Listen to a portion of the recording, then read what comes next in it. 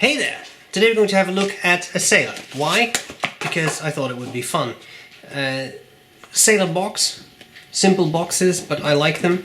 And the pen is that Fresca, that's an exclusive color to the US. I'll come back to that in a second.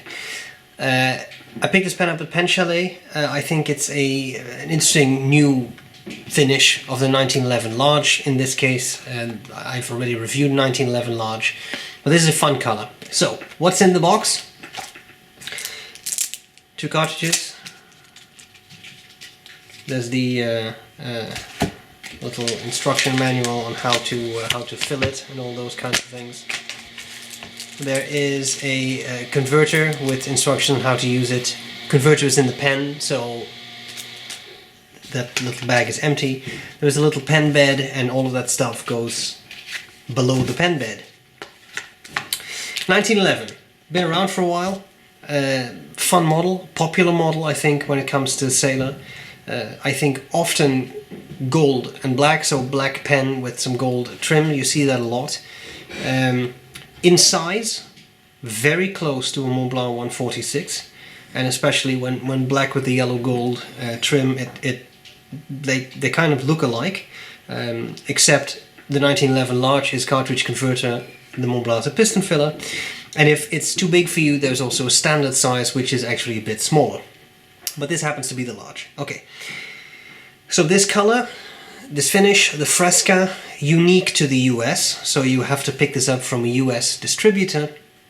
They go for, it's about $310, but you can find them for a little less, $288, something along those lines. And that's it. So, I'm going to cover the parts of the pen. I'll tell you what I like about it, what I don't like about it, and then we'll do a writing sample. Top of the pen, finial, isn't much going on. We have the clip, simple clip, and a center band. The center band says Sailor Japan, founded in 1911. The clip works well, not too stiff. Then we have the barrel, tapers down, and then we have a chrome ring, and that's pretty much it. It's not a huge pen, but it's a very comfortable size, I think, for most people. The standard is a bit smaller. I want to say it's about this, so that does make a difference, and it's a little slimmer.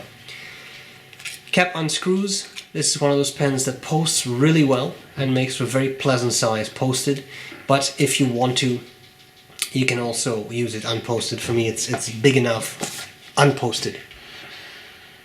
It's one of Sailor's interesting nibs. They have, of course, their specialty nibs. This is not a specialty nib, it's just their music stub nib, which happens to be a 2-tined music nib, not one with 3 tines.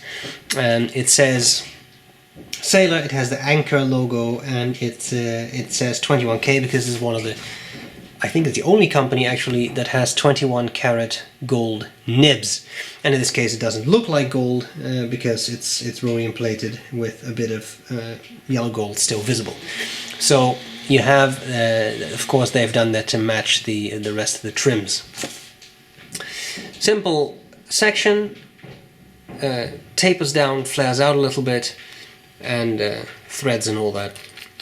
As I said, cartridge converter filled. It's a proprietary system, so it's one of the converters that has one of those large openings, which is something you see in more Japanese pens. It looks a bit different from the Western Standard International. And that's pretty much it. So, simple system, but if you want to use cartridges, you have to buy Sailor cartridges, because they're the only ones that fit, at least that I've been able to fit in there.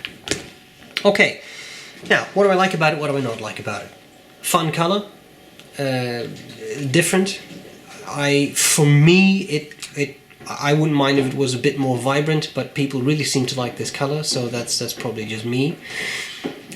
These pens write. I do not think I've ever really had an issue with Sailor. I think every Sailor I've used wrote straight out of the box. This music stub is no exception.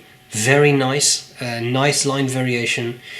Is pretty smooth to use, and really can add some pizzazz to your handwriting, which I think is a lot of fun. Okay, good performance. Works well, nice size. It's not a very cheap pen.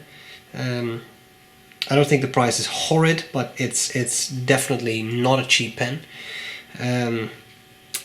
Things I don't like so much about it, well, these Sailor converters, they're not known for their enormous capacity. It's a pretty slim converter, so I would love to see a finish like this on the Realo, because Sailor also makes a pen kind of like this. It's a flat top, although I think there's also a 1911 Realo that is actually a piston filler.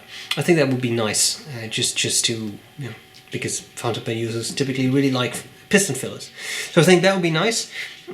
Apart from that, I don't really have a lot to say about it. It's a comfortable pen. It works well. It's a very good everyday writer, I think, because of the size, because of the way it writes. It's just a nice pen. And that's all there's to it. High resolution pictures, as well as measurements of the pen, will be on the website, sbrebrown.com. We need to see how the pen writes. That's what's coming up next. I hope this was useful so far, and I'll gladly see you later. Bye bye. Okay, so here we go with the Sailor 1911 large in the Fresca finish. The nib is a music and the ink is Sailor Gentle Apricot. Oh, apricot. There you go. I know I have to say this because otherwise people may wonder. The nib is not scratchy, it has some feedback, but the camera microphone really picks up this kind of noise, so it may sound very scratchy. In reality it's not. It's a very pleasant nib to write with. What I really like about these Sailor music nibs is that they offer a very nice amount of line variation. So you really get some nice character to your handwriting, which a lot of people really enjoy.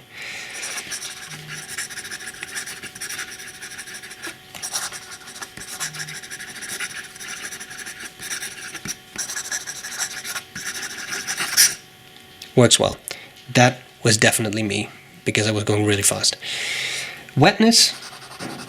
This is a wet ink on Rhodia paper, but it's a pretty nice wet writer. Not a gusher, just a well-tuned nib.